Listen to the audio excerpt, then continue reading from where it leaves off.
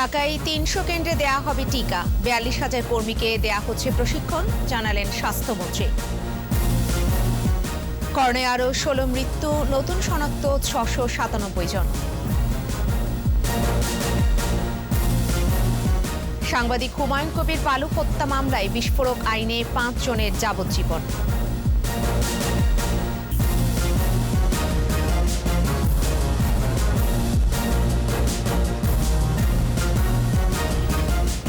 শুনছিলেন first security ইসলামী bank limited সংবাদ শিরোনাম।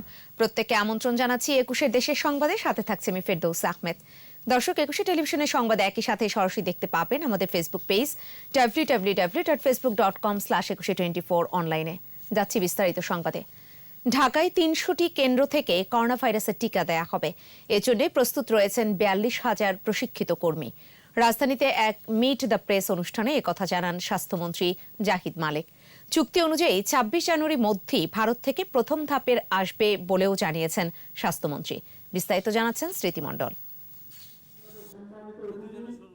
রাজধানীর সেগুনবাগিচায় ঢাকা রিপোর্টার্স ইউনিটিতে মিট দ্য প্রেস অনুষ্ঠানে করোনা মহামারী মোকাবেলায় সরকারের নেয়া পদক্ষেপ ও সফলতার কথা তুলে ধরেন স্বাস্থ্যমন্ত্রী জাহিদ মালেক।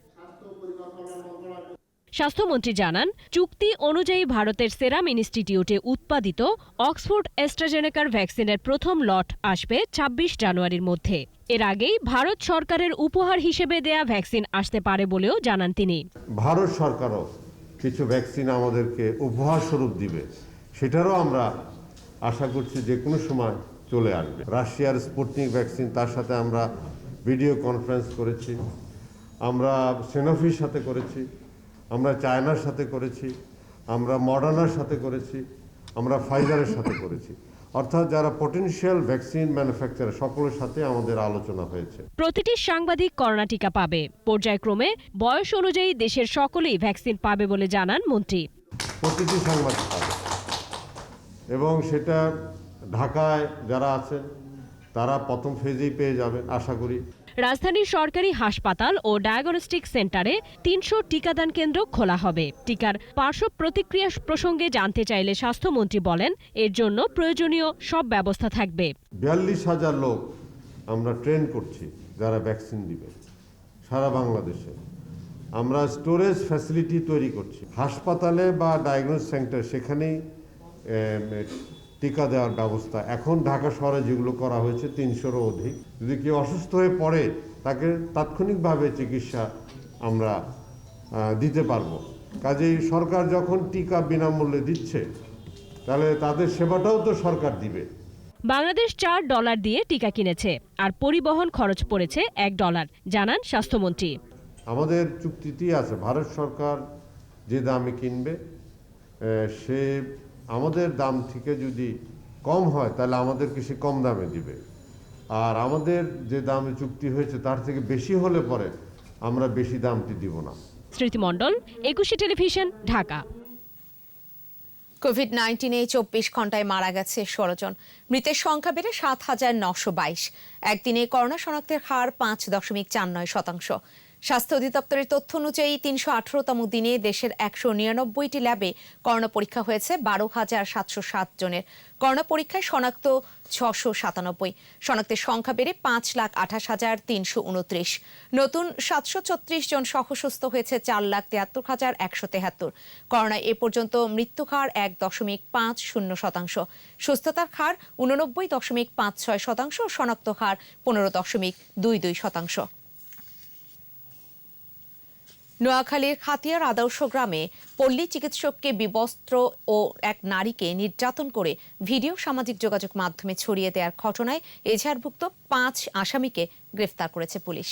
দুপুরে জেলা police super Mohammad Alamgir Hossain press ব্রিফিংয়ে জানান, ১ জানুয়ারি ওই এলাকার কিছু উচ্ছৃঙ্খল বখাটে যুবক অনৈতিক কাজের অপবাদ দিয়ে স্থানীয় ওই পল্লী চিকিৎসক ও একজন গৃহবধূকে মারধর করে। তাদের গাছের সঙ্গে বেঁধে মারধরও করা হয়। পরে নির্যাতনের ঘটনাটি তারা সামাজিক যোগাযোগ মাধ্যমে ছেড়ে দেয়। বিষয়টি পুলিশের নজরে এলে রোববার পুলিশ সুপার ঘটনাস্থল পরিদর্শন করেন। পরে নির্যাতনের শিকার ওই পল্লী চিকিৎসক বাদী হয়ে হাতিয়া থানায় ১১ জনকে আসামি করে মামলা দায়ের করেন। পুলিশ রাতেই অভিযান চালিয়ে ৫ আসামিকে গ্রেফতার করে আদালতে পাঠায়। সাংবাদিক হুমায়ুন কবির বালু হত্যাকাণ্ডে বিস্ফোরক অংশের মামলায় ৫ জনকে যাবজ্জীবন কারাদণ্ড ও ১০,০০০ টাকা করে জরিমানা করেছে আদালত। ১৬ বছর পর বিস্ফোরক অংশের রায় ঘোষণা করা হলো। রাষ্ট্রপক্ষ রায়ে সন্তুষ্ট হলেও আপিল করা হবে বলে জানিয়েছে আসামি পক্ষ। শেখ মোহাম্মদ জুয়েলের ক্যামেরায় মহেন্দ্রনাথ সেনের রিপোর্ট, জানাচ্ছেন জসিম জুয়েল। ২০০৪ সালে আতাতায়ীদের বোমা হামলায় নিহত হন সাংবাদিক হুমায়ুন কবির বালু। ২০০৮ সালের ১৩ ফেব্রুয়ারি দ্রুত বিচার ট্রাইব্যুনালের তৎকালীন বিচারক মোহাম্মদ আব্দুস সালাম শিকদার সাংবাদিক বালু হত্যার সকল আসামিকে বেকসুর খালাস দেন। বিচারক তার রায়ে পুলিশের প্রতিবেদন দুর্বল বলে উল্লেখ করেন। অন্যদিকে ২০০৯ সালের ১৫ এপ্রিল রাষ্ট্রপক্ষের আইনজীবী এনামুল হক বিস্ফোরণ মামলাটি অধিকতর তদন্তের আবেদন করেন। বিচারক মোহাম্মদ সেকান্দার আলী মামলাটি অধিকতর তদন্তের আদেশ দেন। পরে তদন্তের দায়িত্ব পায় সিআইডি। তদন্ত শেষে ২০১৫ সালে সম্পূরক চার্জশিট দাখিল করা হয়। সাক্ষ্য প্রমাণের পর নিরাপত্তা বিঘ্নকারী অপরাধ দমন ট্রাইব্যুনালের বিচারক মোহাম্মদ সাইদুজ্জামান হিরো ৫ জনের যাবজ্জীবন কারাদণ্ডের আদেশ দেন। রায় সন্তোষ প্রকাশ করে রাষ্ট্রপক্ষ। এই মামলায় ৫ জন আসামি যাবজ্জীবন কারাদণ্ড এবং ১০,০০০ টাকা জরিমানা। রায় সন্তুষ্ট এবং রাষ্ট্রপক্ষ এই মামলাটি প্রমাণ করতে সক্ষম হয়েছে এবং আমি মনে করি যে ভিকটিম যারা এই রায়ের প্রতি সন্তুষ্ট হয়েছে। আসামিরা ন্যায় বিচার না পাওয়ার অভিযোগ এনে উচ্চ আদালতে আপিল করবেন বলে জানান। একই সাক্ষীর উপরে হত্যা মামলা খালাস হয়েছে, এখানে বরং আরো হত্যা মামলার চেয়ে কম সাক্ষী এসেছে এই মামলায় এবং কেউ দেখেনি ঘটনা, কারোর কাছ থেকে বিস্ফোরক উদ্ধার হয়নি, তারপরও সাজা হয়েছে। আদালতের রায় শিরোধার্য, আমরা উচ্চ আদালতে যাব। জসিম জুয়েল, ২১ টেলিভিশন। নারায়ণগঞ্জ ফতুল্লা থেকে প্রায় ৭০ কোটি টাকা মূল্যের সাপের বিষ সহ ২ চোরা কারবারিকে গ্রেফতার করেছে র্যাব। র্যাব জানায়, গোপন সংবাদের ভিত্তিতে ফতুল্লার ইজতাইর এলাকায় অভিযান চালিয়ে মোস্তফা কামাল ও মিজানুর রহমান মধু নামে ২ জনকে গ্রেফতার করা হয়। সে সময় আরও ২ জন বাড়ি থেকে পালিয়ে যায়। পরে মোস্তফার বাড়িতে অভিযান চালিয়ে এক কার্টুনের ভেতরে ৬টি কাঁচের জার থেকে সাপের বিষ উদ্ধার করা হয়। এর আনুমানিক মূল্য প্রায় ৭০ কোটি টাকা। এ ঘটনায় ৪ জনের বিরুদ্ধে মামলা করা হয়েছে।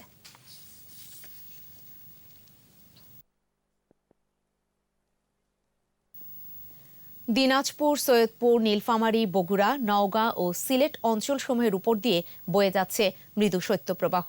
ঘন কুয়াশা আর হিমেল বাতাসে আবারও বেড়েছে শীতের তীব্রতা। সর্বনিম্ন তাপমাত্রা ছিল শ্রীমঙ্গলে ৭.৫ ডিগ্রি সেলসিয়াস। দুর্ভোগে নিম্ন আয়ের দিনমজুর ও শ্রমজীবী মানুষ। প্রতিনিধিদের সহায়তায় বাকিটা জানাচ্ছেন মাসুম আলিসা।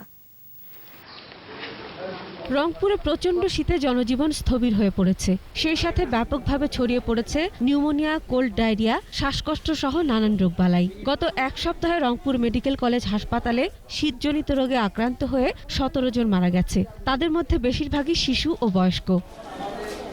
বাচ্চাটা ২-৩ দিন ধরে কাশি, সর্দি, জ্বর, ওখানকার ডাক্তারের ওষুধ খেলেছে, কিছু হয়নি। উত্তরের জেলা ঠাকুরগাঁয়ে অব্যাহত ঘন কুয়াশা আর হিমশীতল বাতাসে ঠান্ডার তীব্রতা বেড়েছে। জনজীবন বিপন্ন হয়ে পড়েছে, বিশেষ করে দরিদ্র মানুষের জুবুথুবু অবস্থা। হাত পা কোকড়া হয়ে যাচ্ছে। ১.৫ ঘন্টা থেকে এখানে দাঁড়িয়ে আছি, একটা যাত্রী পাচ্ছি না। প্রতিদিন আসে আসে ঘুরে যাই, কাজ হয় না। গাইবান্ধায় অতিরিক্ত শীতে ব্রহ্মপুত্র নদীর তীর ঘেঁষে বসবাসরত শ্রমজীবী মানুষেরা কর্মহীন হয়ে পড়েছেন। পর্যাপ্ত শীত বস্ত্র না থাকায় চরম দুর্ভোগে তারা। সকালবেলা কাজ কাম করতে পারি না, ঠান্ডা, হাত পা সিস্টেম আগে। সিরাজগঞ্জের চৌহালি, শাহজাদপুর, বেলকুচি, সদর ও গাজীপুরের চরাঞ্চলের মানুষেরা আছেন আর্থিক সংকটে। অতিরিক্ত শীতে বন্ধ রয়েছে কাজ, গরম পোশাকও কিনতে পারছেন না তারা। কাপড় চোর কিনে ফেলেন না, কুয়াশা তো কাজে যাবেন না। প্রচণ্ড শীত, কাজ কাম না, এলাকার মানুষ একদম অসহায় গেছে। মৌলভীবাজারে শ্রীমঙ্গলে সন্ধ্যার পর ও সকালে ঘন কুয়াশায় আবৃত থাকে বিভিন্ন এলাকা। জনজীবনে নেমে এসেছে স্থবিরতা। দিনাজপুরে আগুন জ্বালিয়ে শীত নিবারণ করতে দেখা গেছে। ১৩ উপজেলার ১০৩টি ইউনিয়ন ও ৯ পৌরসভায় সরকারি সাহায্য হিসেবে ৫১,৫২০টি কম্বল বিতরণের কাজ চলছে। কঠিন ঠান্ডার জন্য আগুন তাপাচ্ছি, আমার কাপড় চোপড় নাই। নীলফামারীতে প্রতিদিনই দুপুরের দিকে সূর্যের দেখা মিললেও নেই রোদের উত্তাপ। হিমশীতল বাতাস আর কনকনে শীতে চরম বেকায়দায় শ্রমজীবী মানুষ। পাবনায় বেড়েছে শীতের তীব্রতা। বিপাকে খেটে খাওয়া মানুষ খড়কুটো জ্বালিয়ে শীত নিবারণের চেষ্টা করছেন। হিলিতে অব্যাহত থাকা শীতে বিপাকে খেটে খাওয়া মানুষ ও ইটভাটায় কর্মরত শ্রমিকেরা। শীতের জন্য কাজ করতে পারতেছি না, চেংড়া বেংড়া নিয়ে খুব সমস্যা। কাপড় চোপড় নাই গায়ে, খুব ঠান্ডায় অসুখ টসুখ ধরে যাচ্ছে আমাদের। কুড়িগ্রামে কুয়াশার কারণে দিনের বেলাতেও হেডলাইট জ্বালিয়ে চলাচল করছে যানবাহন। দুর্ভোগে খেটে খাওয়া ছিন্নমূল ও চরাঞ্চলের মানুষ। শীতজনিত নানান রোগে আক্রান্ত হচ্ছে শিশু ও বৃদ্ধরা। চুয়াডাঙ্গায় হিমেল বাতাস ও ঘন কুয়াশায় বাড়ছে শীতের তীব্রতা। ঠান্ডা বাতাসে জুবুথুবু অবস্থা সাধারণ মানুষের। মাসুম আলিসা, 21 টেলিভিশন। বিরতি। নো মাস্ক নো সার্ভিস বিধি মেনে চলুন, সুস্থ থাকুন।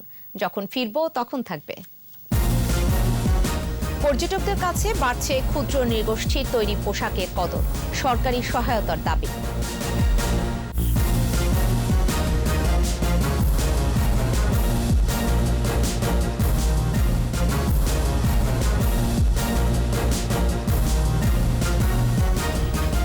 দেখছেন 21 দেশের সংবাদ। হবিগঞ্জ ও লালমনিরহাটে সড়ক দুর্ঘটনায় এনজিও কর্মী সহ 4 জন নিহত হয়েছে। সকালে এনজিও কর্মী কেরামত আলী মোটরসাইকেলে লাখাই যাওয়ার পথে হবিগঞ্জ লাখাই সড়কের মনতৈল এলাকায় পিকআপের সাথে ধাক্কা লেগে ঘটনাস্থলে নিহত হন। অন্যদিকে দুপুরে মহাসড়কের মাধবপুরে বাগসাইর এলাকায় ট্রাকের ধাক্কায় আলম মিয়া নামে একজন নিহত হন।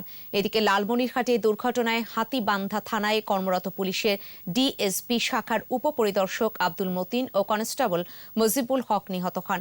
পুলিশ জানায় দুপুরে ওই দুই পুলিশ কর্মকর্তা মোটরসাইকেলে বড়খাতা থেকে হাতিবান্ধায় ফেরার সময় ট্রাক চাপায় ঘটনাস্থলে মারা যান। চালক পালিয়ে গেলেও ট্রাকটিকে আটক করেছে পুলিশ। বরগুনার চালিতাতুলি বাজারে মাদক বিস্তারের প্রতিবাদ করায় মনির খান নামে এক ব্যক্তিকে কুপিয়ে আহত করেছে মাদক ব্যবসায়ী ও মাদক সেবীরা। এ ঘটনায় সকালে চালিতাতুলি বাজারে হামলার প্রতিবাদে মানববন্ধন ও বিক্ষোভ সমাবেশ করে স্থানীয়রা। এ সময় বক্তারা হামলাকারীদের দ্রুত গ্রেফতারের দাবি জানান। সমাবেশে বক্তব্য রাখেন আহত মনিরের বোন লিলি বেগম, মুক্তিযোদ্ধা মোবারক আলী। পুলিশ জানায় আহত মনির বরগুনা সদর জেনারেল হাসপাতালে চিকিৎসাধীন রয়েছে। মনিরের বোন 6 জনকে আসামি করে থানায় মামলা দায়ের করেছে। আসামিদের গ্রেফতারের চেষ্টা চলছে।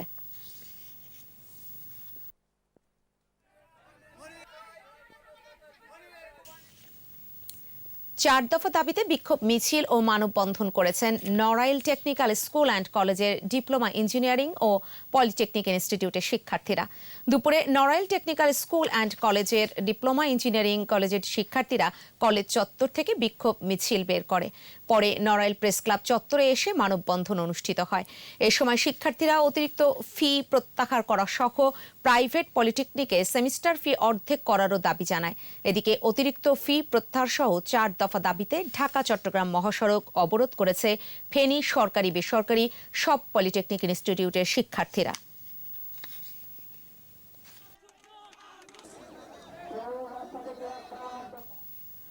নারায়ণগঞ্জ বন্দরের নবীগঞ্জে শীতলক্ষা নদীতে যাত্রীবাহী ট্রলার ডুবির ঘটনায় এক পোশাক শ্রমিক নিখোঁজ রয়েছেন। নবীগঞ্জ গুদারাঘাট এলাকায় এই ঘটনা ঘটে। ফায়ার সার্ভিস জানায় সকালে অতিরিক্ত যাত্রী বোঝাই ট্রলারটি মাঝ নদীতে উল্টে গিয়ে ডুবে যায়। যাত্রীরা সাঁতরে তীরে উঠলেও এক যাত্রী নিখোঁজ হন। নিখোঁজ সাদ্দাম হোসেন রনিকে উদ্ধারের জন্য ডুবুরি দল নদীতে তল্লাশি চালাচ্ছে।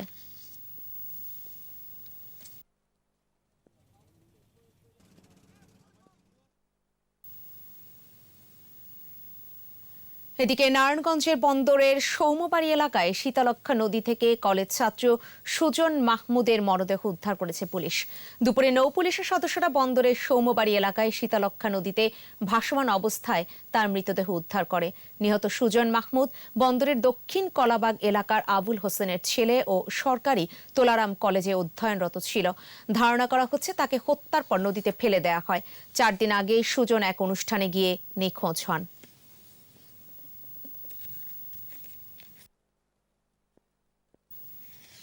মাটির স্পর্শ ছাড়া কীটনাশক ব্যবহার না করে পলিনেটে উৎপাদন হচ্ছে বিভিন্ন ধরনের সবজি চারা।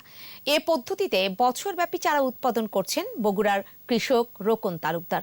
কৃষি বিশেষজ্ঞরা বলছেন মাটির বদলে ট্রে পদ্ধতিতে উৎপাদিত চারা উন্নত মানের হয়।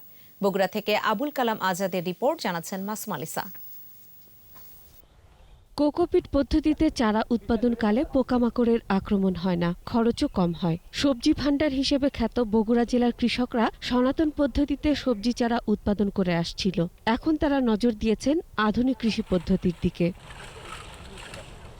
বগুড়ার গাবতলীর বাগবাড়ি গ্রামে উন্নত মানের সবজি চারা উৎপাদনের নার্সারি গড়ে তুলেছেন কৃষক রকুন তালুকদার। লেখাপড়া শেষে কৃষিকে পেশা হিসেবে বেছে নেন। গেল 1 বছর ধরে তার নার্সারিতে মাটির স্পর্শ ছাড়া ও কীটনাশক ব্যবহার না করে পলিনেটে উৎপাদন হচ্ছে ভাইরাস মুক্ত সবজি চারা। প্রত্যেকটা চারার সমান গ্রোথ হয়। প্রত্যেকটা চারার যখন সমান গ্রোথ হবে তখন ওই চারাগুলো জমিতে যে সমান ফলন দেবে।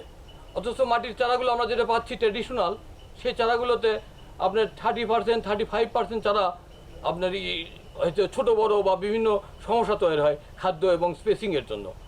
সেই চারাগুলো ওই 35% চারায় জমিতে গিয়ে রেজাল্টটা খারাপ দেয়, ফলন খারাপ দেয়। পলিনেটে ব্যবহৃত হয় নারকেলের আঁশ দিয়ে তৈরি কোকোপিট। এই পদ্ধতিতে যে কোনো সবজি চারা 12 মাস উৎপাদন সম্ভব, আর এই চারা থেকে ফলনও হয় দ্বিগুণ, জানান কৃষকরা। তালুকদার নার্সারি থেকে আমরা যারা চারা নিছি, যারা আবাদ করছি, তারা মোটামুটি লাভবান, কেননা এখানকার চারা রোগ বালাই খুব কম। সারা দেশে এই পদ্ধতির ব্যবহার পৌঁছে দিতে কাজ করছে কৃষি অধিদপ্তর। যেহেতু চারাটি প্লাস্টিকের ট্রের মাধ্যমে উৎপাদিত হয় এবং কোকোপিটের মাধ্যমে উৎপাদন হয়, এই চারার রোগ বালাই একেবারেই নাই বললেই চলে। এবং এখান থেকে পরবর্তীতে যখন মূল জমিতে লাগানো হয় এই চারাগুলোর, এই চারার মর্টিলিটি হার বা মৃত্যুর হার একেবারেই খুব কম। এই চারাটি একটি ব্যাপক সাড়া জাগিয়েছে। আমরা বিভিন্ন জায়গায় কৃষকদের সাথে এই বিষয়ে গ্রুপ মিটিং করতেছি। রকুন তালুকদারের সবজি চারা উৎপাদনের পদ্ধতি কৃষির আধুনিকায়নে ভূমিকা রাখবে বলছেন কৃষিবিদরা। মাসুম আলিসা, 21 টেলিভিশন। সাভারের সালেহপুর সেতুর ভবিষ্যৎ নিয়ে শঙ্কিত সড়ক ও জনপথ বিভাগের প্রকৌশলীরা। সেতুটি ভেঙে ফেলা হবে নাকি পুরোপুরি মেরামত করা হবে তা নিয়ে চলছে পরীক্ষা নিরীক্ষা। ফাটলের কারণে টানা 5ম দিনের মতো একপাশে যান চলাচল বন্ধ রয়েছে। এ অবস্থায় ঢাকা আরিচা মহাসড়কে যানজট লেগেই আছে। গেল রাতে প্রকৌশলীরা সেতুটি পরিদর্শন করে ভবিষ্যৎ নিয়ে শঙ্কার কথা জানান।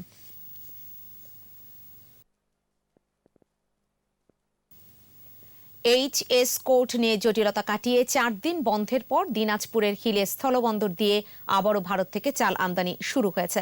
দুপুর থেকে বন্দর দিয়ে চাল আমদানি শুরু হয়। গেল বুধবার থেকে বন্দর দিয়ে চাল আমদানি বন্ধ ছিল। আমদানিকারকরা বলেন, দেশের বাজারে চালের মূল্য স্থিতিশীল রাখতে ভারত থেকে চাল আমদানির জন্য যে এইচএস কোডে সরকার অনুমোদন দিয়েছিল, সেই কোডে ভারতীয়রা চাল রফতানি বন্ধ করে রেখেছিলেন। এতে করে 4 দিন হিলে স্থলবন্দর দিয়ে চাল আমদানি বন্ধ ছিল। ইতিমধ্যেই মন্ত্রণালয় থেকে সেই কোড পরিবর্তন করে দিয়েছে, যার ফলে আজ বন্দর দিয়ে আবারও চাল আমদানি শুরু হয়েছে। পর্যাপ্ত পরিমাণে চালের এলসি দেওয়া হয়েছে, যা দেশে প্রবেশ করলে দাম কমে আসবে।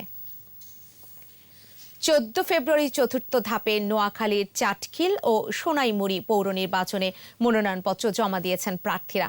সকালে চাটখিল পৌরসভা নির্বাচনে উপজেলা যুবলীগের আহ্বায়ক ও বর্তমান মেয়র মোহাম্মদ উল্লাহ পাটোয়ারি দলীয় নেতাকর্মীদের নিয়ে উপজেলা নির্বাচন অফিসে মনোনয়নপত্র জমা দেন। অন্যদিকে দুপুরে সোনাইমুড়ি পৌর নির্বাচনে দলীয় নেতাকর্মীদের নিয়ে আওয়ামী লীগ নেতা আবু সাইম উপজেলা নির্বাচন অফিসে মনোনয়নপত্র দাখিল করেন।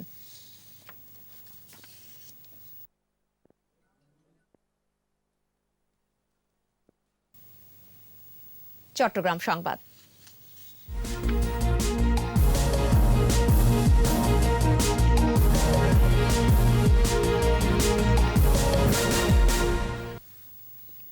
চট্টগ্রাম সিটি কর্পোরেশন নির্বাচনে প্রার্থীদের প্রচারণায় মুখরিত বন্দর নগরী। পোস্টারে ছেয়ে গেছে পুরো শহর। সকাল থেকে গভীর রাত পর্যন্ত নগরীর এক প্রান্ত থেকে অপর প্রান্তে ছুটে বেড়াচ্ছেন প্রার্থীরা। নগরীর শুল্কবহর ওয়ার্ড এবং নাসিরাবাদ এলাকায় গণসংযোগ করেন বিএনপি মনোনীত প্রার্থী ডাক্তার শাহাদাত হোসেন। এ সময় তিনি নির্বাচনী সহিংসতা রোধে অবৈধ অস্ত্র উদ্ধার ও তালিকাভুক্ত সন্ত্রাসীদের গ্রেফতারের দাবি জানান। এদিকে পাঠানটুলি, উত্তর পাঠানটুলি, মাদারবাড়ি এলাকায় গণসংযোগ করেন আওয়ামী লীগ মনোনীত মেয়র প্রার্থী রেজাউল করিম চৌধুরী। এ সময় নির্বাচনে সন্ত্রাসী কার্যক্রম কারো কাম্য নয়, সব ধরনের সন্ত্রাসী কর্মকাণ্ড মোকাবেলায় আইন শৃঙ্খলা বাহিনী সতর্ক রয়েছে বলে জানান তিনি। সাধারণ মানুষ যাতে ফ্রি চিকিৎসা পায় 41টা স্বাস্থ্যকেন্দ্র গড়ে তোলা হবে। শিশুদের জন্য যেখানে খালি জায়গা পাওয়া যাবে চট্টগ্রাম শহরে, সেখানে ছোট হোক বড় হোক মাঠের ব্যবস্থা করব তাদের বিনোদনের জন্য। আমরা জনগণের উপর বিশ্বাসী, চট্টগ্রামবাসীর উপর বিশ্বাসী। চট্টগ্রামবাসীকে সাথে নিয়ে সর্বস্তরের মানুষকে নিয়ে আমরা ইনশাল্লাহ এগিয়ে যেতে চাই। একটি সুন্দর চট্টগ্রাম আমরা উপহার দিতে চাই। কদর বাড়ছে পার্বত্য এলাকার ক্ষুদ্র নৃগোষ্ঠী সদস্যদের তৈরি পোশাকের। তবে করোনার প্রভাবে বেচা বিক্রি কম। এমন পরিস্থিতিতে প্রয়োজনীয় সহায়তা দাবি করেছেন হস্তশিল্পীরা। তারা বলছেন, স্থানীয় পর্যটন বিকশিত হলে হস্তশিল্পের বাণিজ্যও বাড়বে। বিপ্লব মজুমদারের ক্যামেরায় চট্টগ্রাম থেকে রিপোর্ট করছেন হাসান ফেরদৌস।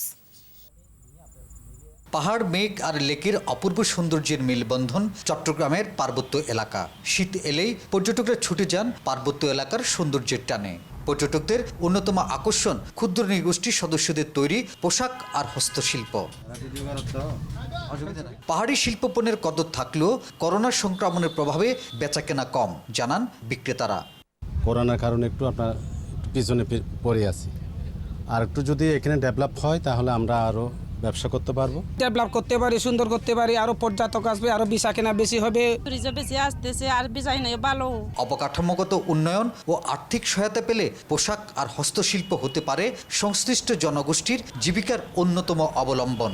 গাছ কাটিলে আপনার পয়সা, আর জাল মারলে মাছ যদি পাওয়া যায় টাকা পয়সা, আর না পারলে নাই। ব্যবসা বাণিজ্যটাই তো আছে, ব্যবসা ওনার যদি বিক্রয় না থাকে উনি কিনবে কি দিয়ে। পার্বত্য জেলাগুলোতে পর্যটন শিল্পের বিকাশে উদ্যোগ নেওয়া হবে, এমনটাই প্রত্যাশা সংশ্লিষ্ট সকলের। হাসান ফেরদৌস, 21 টেলিভিশন, চট্টগ্রাম। চট্টগ্রামের পাঠানটুলি এলাকায় নির্বাচনী সহিংসতায় আসগর আলী বাবুল নিহত হওয়ার মামলায় এজাহারভুক্ত আসামি দেলোয়ার রশিদকে গ্রেফতার করেছে র্যাব। ভোরে নগরীর চকবাজার এলাকা থেকে গ্রেফতারের পর তাকে ডবল মুরিং থানায় পুলিশের কাছে হস্তান্তর করা হয়। গেল 12 জানুয়ারি রাতে চট্টগ্রাম সিটি কর্পোরেশন নির্বাচনে কাউন্সিলর প্রার্থীদের বিরোধকে কেন্দ্র করে গুলিতে নিহত হয় আসগর আলী বাবুল। এ ঘটনায় পুলিশ আগেই কাউন্সিলর প্রার্থী আব্দুল কাদের সহ 13 জনকে গ্রেফতার করেছিল, আর হত্যাকাণ্ডের পর দেলোয়ার আত্মগোপন করছিল। চট্টগ্রামের বাকলিয়ায় ছুরিকাঘাতে ছাত্রলীগ কর্মী রোহিত নিহত হওয়ার ঘটনায় মূল 2 হোতাকে গ্রেফতার করেছে পুলিশ। রোববার রাতে ঢাকার কল্যাণপুর ও মুগদায় অভিযান চালিয়ে গ্রেফতার করা হয় মহিউদ্দিন ও বাবুকে। গ্রেফতারের পরপরই দুজনকে চট্টগ্রাম নিয়ে আসা হয়। প্রাথমিক জিজ্ঞাসাবাদে তারা জানায়, এলাকায় আধিপত্য বিস্তারের পাশাপাশি মাদক ব্যবসার বিরোধকে কেন্দ্র করে পরিকল্পিতভাবে রোহিতকে হত্যা করে তারা। গেল 8 জানুয়ারি আওয়ামী লীগের মেয়র প্রার্থী রেজাউল করিম চৌধুরীর মিছিল থেকে বাসায় ফেরার পথে রোহিতকে ছুরিকাঘাত করা হলে চিকিৎসাধীন অবস্থায় 15 জানুয়ারি তার মৃত্যু হয়।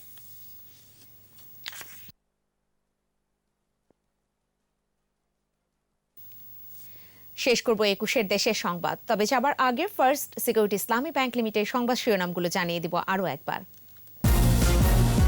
300 কেন্দ্রে দেয়া হবে কোভিড-19 টিকা। 42,000 কর্মীকে দেয়া হচ্ছে প্রশিক্ষণ, জানালেন স্বাস্থ্যমন্ত্রী। করোনায় আরও 16 মৃত্যু, নতুন শনাক্ত 697 জন। সাংবাদিক হুমায়ুন কবির বালু হত্যা মামলায় বিস্ফোরক আইনে 5 জনের যাবজ্জীবন।